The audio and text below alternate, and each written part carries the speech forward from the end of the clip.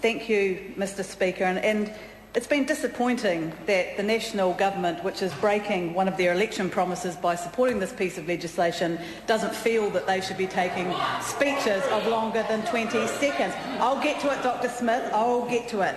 Mr Speaker, one of the most depressing things about opposition is how quickly national governments can tear down institutions that have taken decades, if not a century, to build up. Because you don't know the value of some of these things until they're gone. And once they're gone, Point of order, Mr Speaker. Point of order, Moanamaki. Mr Speaker, I'm facing a barrage from the member Louise Upston, who is not in her seat. Order.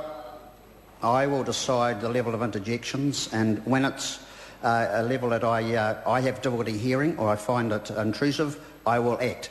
Moanamaki. Thank you. Thank you very much, Mr Speaker. Now, I want to make a few comments about this because I am sick and tired of seeing the National Party and the ACT Party destroying these institutions like student associations, like early childhood education, because they can afford alternatives and because their supporters can afford the alternatives. And I want to come back to the member Heather Roy, who in her speech said that she opposed compulsory membership because it was against the Bill of Rights Act. Well, where was that respect for the Bill of Rights when she gave a speech tonight on Paul Quinn's ridiculous piece of legislation, thoroughly against the Bill of Rights Act? The Attorney-General said it's against the Bill of Rights Act. It's making New Zealand an international joke. Well, she has no credibility when she spoke in favour of that bill and voted for that bill to now claim that somehow, because of the Bill of Rights, we should be getting rid of compulsory student membership, Mr Speaker. Mr Speaker, the other issue is that there is actually no demand for this bill apart from a small minority. 98% of the submissions at the Select Committee oppose the bill. Paul Hutchison, the National Party member, went to the NZUSA conference on the 5th of July 2008 and he promised that National would not make any changes to student association membership. He promised it. National went to the last election promising that they wouldn't do this, Mr Speaker. Because apparently we have such a huge problem with student association membership in our universities that Parliament needs to intervene. And yet the supporters of voluntary student membership cannot even get the 10% required to force a referendum. If you can't get the 10% required to force a referendum, it's a bit rich to come to Parliament and claim that the majority of people in New Zealand thinks that this is a problem that needs to be fixed.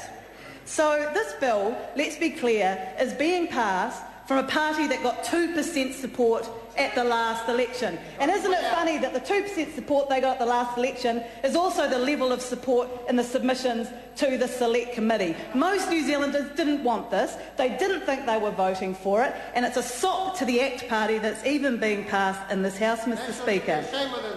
Now, the people who've spoken very briefly in support of this bill don't even seem to understand what student associations do. They don't understand what they do at all. These are organisations that are run by students for students. And what can be more responsive to the needs of students than an organisation that they control, that they elect the executive for, and that they run?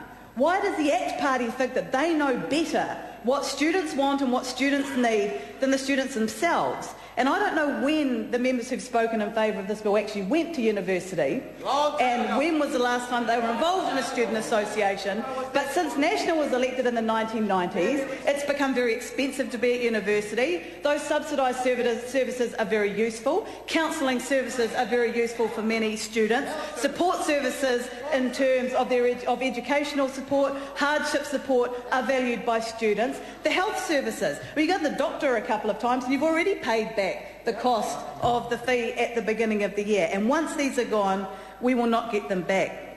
Mr Speaker, student unions have spawned a number of leaders, sports people, as my colleagues said, writers, journalists, community leaders in the NGO and the government sectors, mana by-election candidates, and yes, politicians. And let's be clear, this is an issue. The National and the ACT parties can't beat student associations democratically on campus, so they're having to intervene in this House because they cannot get the numbers democratically in the institutions to do it any other way. And why don't they like student associations? Because student associations speak up for students, and National and ACT don't have policies that are good for students. So if you don't like the people who are opposing you, just obliterate them. Get rid of them altogether, and then maybe that annoying nuisance of those students who are paying the high fees, who are facing hardship because of government policies, will just go away. Because this isn't about choice, and I see Tim McIndoe's in the House, and I'm very pleased he's in the House, because his university of Waikato University and his electorate actually voted to get rid of the compulsory student membership and then brought it back because it was such a dismal failure. How can Tim McIndoe say this is about choice when his university made a choice? They had a vote. They voted democratically that they wanted compulsory student membership, and Tim McIndoe is voting tonight to override their choice.